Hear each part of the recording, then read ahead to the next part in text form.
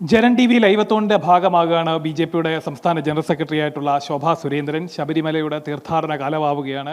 ലക്ഷക്കണക്കിന് കോടിക്കണക്കിന് തീർത്ഥാടകരൊക്കെ ശബരിമലയിലേക്ക്, ശബരീശ സന്നിധിയിലേക്കൊക്കെ വരാനൊരുങ്ങുന്ന ഒരു സമയത്ത് അവിടുത്തെ മുന്നൊരുക്കങ്ങൾ, അതിനു വേണ്ടിയിട്ടുള്ള തയ്യാറെടുപ്പുകൾ, സർക്കാരിൻ്റെ ഭാഗത്തു നിന്നുള്ള വീഴ്ചകൾ, അതൊക്കെ എന്തൊക്കെയാണെന്ന് നമുക്ക് ശോഭാ സുരേന്ദ്രനോട് തന്നെ ചോദിക്കാം. എല്ലാ വർഷവും ഈ മുന്നൊരുക്കങ്ങളൊക്കെ വലിയ രീതിയിൽ നടക്കുമെന്ന് പറയുമ്പോഴും പലപ്പോഴും വലിയ പാളിച്ചകളാണ്, തീർത്ഥാടകർ മരിക്കുന്ന സാഹചര്യം വരെ ഉണ്ടാവാറുണ്ട്.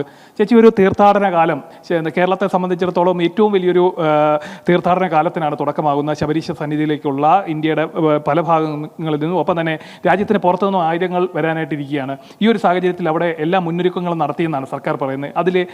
അതിൽ പൊള്ളത്തരമുണ്ടോ? അതായത് നമ്മൾ രാജ്യത്ത് പല സംസ്ഥാനങ്ങളിലും യാത്ര ചെയ്യാൻ സാധിച്ചിട്ടുള്ള മനുഷ്യർക്കറിയാം, മറ്റൊരു തീർത്ഥാടനത്തിലും നടക്കാത്ത ഭക്തരോട് ക്രൂരമായിട്ടുള്ള സമീപനമാണ് ശബരിമല തീർത്ഥാടന കാലത്ത് ഇവർ നടത്തിക്കൊണ്ടിരിക്കുന്നത്. നല്ല റോഡുകളില്ല എന്നുള്ളതാണ്. ആവശ്യത്തിന് ഭക്തർക്ക് വാഹനം പാർക്ക് ചെയ്യാനുള്ള സംവിധാനമില്ല എന്നുള്ളതാണ്. ഇവിടെ നിന്ന് ഇപ്പം നമുക്കറിയാം, ഹജ്ജിനൊക്കെ ഹാജിയാക്കന്മാർ പോകുന്ന സമയത്ത് അവരെ എയർപോർട്ടിൽ നിന്ന് കൊണ്ടുപോകാൻ വേണ്ടിയിട്ട് KSRTC ബസ് പ്രത്യേകമായിട്ടുള്ള സംവിധാനം ഒരുക്കാറുണ്ട്. ശബരിമലയുടെ കാര്യത്തിൽ അതിനർത്ഥം അത് വേണ്ട എന്നല്ല, അവർക്കത് ചെയ്തു കൊടുക്കേണ്ടത് തന്നെയാണ്. എന്നാൽ ഇതുപോലെ തന്നെ ഈ ശബരിമലയിൽ കേവലം ഈ കേരളത്തിലെ ആളുകൾ മാത്രമല്ല വരുന്നത്. ഏതാണ്ട് സൗത്ത് ഇന്ത്യയിൽ നിന്ന് ഏറ്റവും കൂടുതൽ ആളുകൾ, ആന്ധ്രയിൽ നിന്ന്, കർണാടകയിൽ നിന്ന്, തമിഴ്നാട്ടിൽ നിന്നെല്ലാം ഏറ്റവും കൂടുതൽ ആളുകൾ വരികയും അവരുടെ തന്നെ ഒരു കച്ചവട സ്ഥാപനം നടത്തുന്ന ഒരു വ്യക്തിയാണെങ്കിൽ അയ്യപ്പൻ ആ കച്ചവട സ്ഥാപനത്തിൽ പാർട്ട്ണറാണ് എന്ന് പറയുന്ന ആളുകളെ വരെ നമ്മൾ പരിചയപ്പെട്ടിട്ടുണ്ട്. അതിനർത്ഥം ഒരു ഭാഗം അയ്യപ്പന് സമർപ്പിക്കാൻ വേണ്ടിയിട്ട് കൊണ്ടുവരികയാണ്. ഇങ്ങനെ കയ്യിൽ കിഴികളുമായി സ്വർണവും വെള്ളിയും അതുപോലെ തന്നെ നാണയങ്ങളും രൂപയുമായിട്ട് ഭഗവാന് തൻ്റെ സർവസ്വത്തിൽ നിന്നും സർവവിഹിതത്തിൽ നിന്നും ഒരു ഭാഗം സമർപ്പിക്കണമെന്ന് ആഗ്രഹിച്ചുകൊണ്ട് കടന്നു വരുന്ന ഭക്തർ ഉൾപ്പെടെയുള്ളവരോട് ക്രൂരമായിട്ടുള്ള സമീപനമാണ്, വൃത്തിഹീനമായിട്ടുള്ള സാഹചര്യമാണ്. ഏതൊരു തീർത്ഥാടന കേന്ദ്രവും അതിനെ പരിപാലിക്കാൻ വേണ്ടിയിട്ട്, പരിപോഷിപ്പിക്കാൻ വേണ്ടിയിട്ട് ഗവൺമെൻറ്റുകൾ ചെയ്യുന്നത് റോഡ് സംവിധാനം നല്ല രീതിയിലാക്കുക എന്നുള്ളതാണ്. വാഹന സൗകര്യങ്ങൾ നല്ല രീതിയിൽ ഒരുക്കി കൊടുക്കുക എന്നുള്ളതാണ്.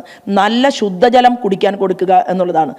41 ദിവസം വ്രതശുദ്ധിയോടുകൂടി കടന്നു വരുന്ന ഭക്തന് അടിസ്ഥാനപരമായിട്ടുള്ള ഒരു സൗകര്യവും ഒരുക്കി കൊടുക്കാൻ ഗവൺമെൻറ് തയ്യാറാകുന്നില്ല എന്നുള്ളത് ഏറ്റവും വലിയ തെറ്റാണ്. രണ്ടാമതായിട്ട്, ഏത് രീതിയിലാണ് ഇത്തവണ ഭക്തൻ വരുന്നത്?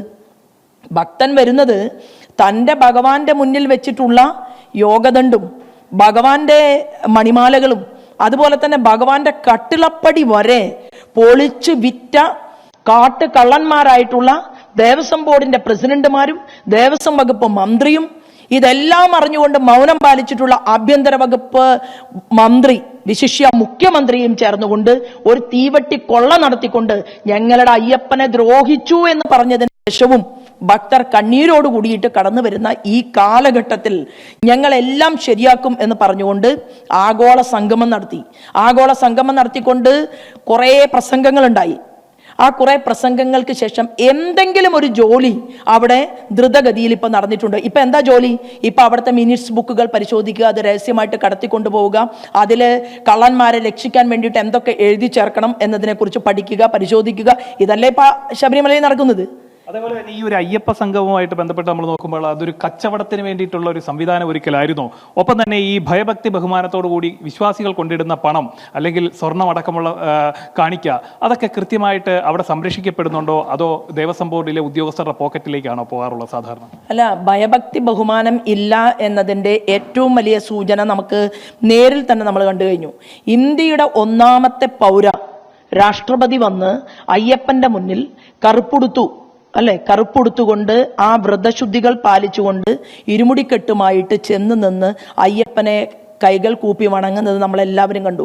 തൊട്ടടുത്ത് ഞാൻ ഒരു പരാതിയും പരിഭവവും ഭക്തർക്കുണ്ടാക്കാതെ കേരളത്തിലെ മുഴുവൻ ക്ഷേത്രങ്ങളുടെയും ഭരണം നടത്തിക്കൊള്ളാം എന്ന് ഭരണഘടന തൊട്ട് സത്യപ്രതിജ്ഞ ചെയ്ത മന്ത്രി റബ്ബൽ പാല് കുടിച്ചതുപോലെ അങ്ങനെ കൈകൾ കൂപ്പണ്ട പോട്ടെ, പക്ഷേ ഏതോ ഒരു സ്ഥലത്ത് സിനിമാ കൊട്ടകയുടെ മുന്നിൽ നിൽക്കുന്ന പോലെയുള്ള ഒരു നിൽപ്പാണ് എനിക്കും നിങ്ങൾക്കുമൊക്കെ കാണാൻ സാധിച്ചതെങ്കിൽ ഇത് അഹങ്കാരമാണ്, ഇത് അന്യായമാണ്, ഇത് തോന്നിവാസമാണ് എന്നുള്ളത് കേരളത്തിലെ മനുഷ്യർക്ക് മനസ്സിലായിട്ടുണ്ട്. ആഗോള അയ്യപ്പ സംഗമം നടത്തി അയ്യപ്പനെ എന്തായാലും അയ്യപ്പസ്വാമിയെ കച്ചവടം ചെയ്യാൻ വേണ്ടിയിട്ട് തീരുമാനമെടുത്തത് കൊണ്ടാണല്ലോ അവിടെ നിന്ന് ഇതെല്ലാം നഷ്ടപ്പെട്ടത്. എന്നാൽ അയ്യപ്പൻ തന്നെ കലിയുഗ വരദൻ ഒരു തീരുമാനമെടുത്തു.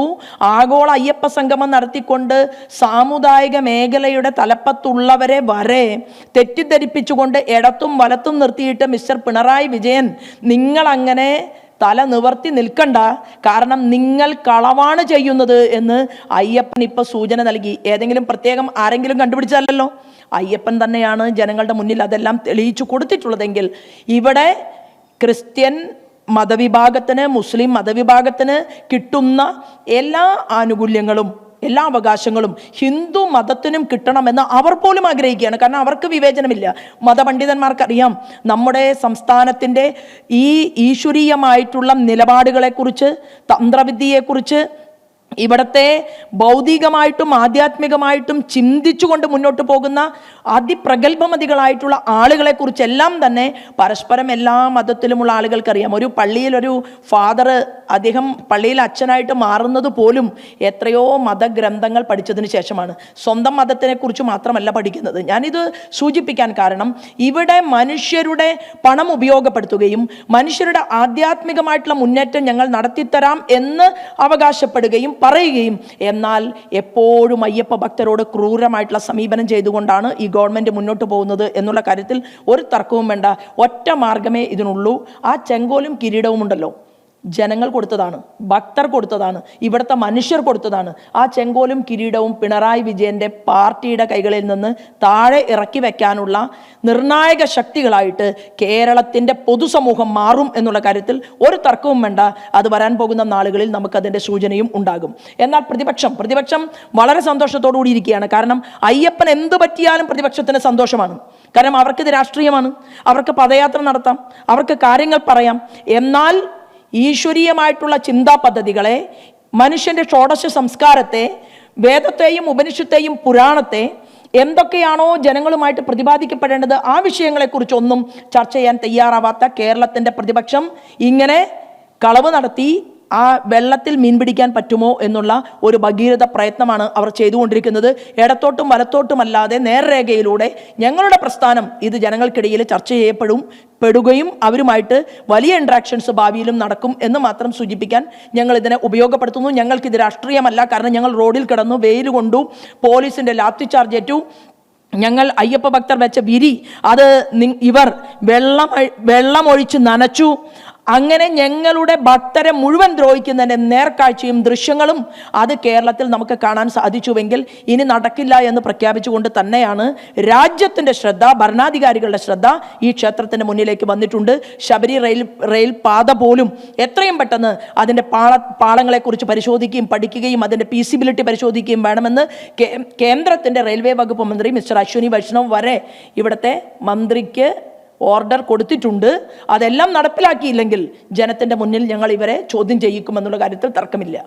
തീർച്ചയായിട്ടും അത് തന്നെയാണ്. അതായത് ശബരിമലയിലെ യുവതീ പ്രവേശന കാലഘട്ടം മുതൽ തുടങ്ങിയ പ്രശ്നങ്ങൾ അതിപ്പോൾ ശബരിമലയിലെ അയ്യപ്പ സംഗമം വരെ എത്തി നിൽക്കുന്നു. ആ തട്ടിപ്പുകൾ, അതിൻ്റെ എന്തായാലും ഈ തട്ടിപ്പ് സംഗമം നടത്തിയതിന് ശേഷമാണ് ശബരിമലയുമായി ബന്ധപ്പെട്ടിട്ടുള്ള കുള്ളകൾ ഓരോന്നായിട്ട് പുറത്തു വന്നിട്ടുള്ളത്. എന്തായാലും വരാനിരിക്കുന്ന തെരഞ്ഞെടുപ്പുകളിലടക്കം ജനം ഇതിന് മറുപടി പറയും എന്ന് തന്നെയാണ് BJPയുടെ സംസ്ഥാന ജനറൽ സെക്രട്ടറി ശോഭാ സുരേന്ദ്രൻ വ്യക്തമാക്കുന്നത്.